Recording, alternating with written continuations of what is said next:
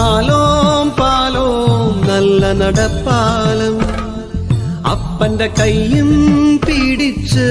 നടക്കട നേരം ആയോരു പാലത്തിന്റെ തൂണേ നിന്നും പൊന്നോ എന്നൊരു വിളിയും കേട്ട് പൊന്നോ എന്നൊരു വിളിയും കേട്ട്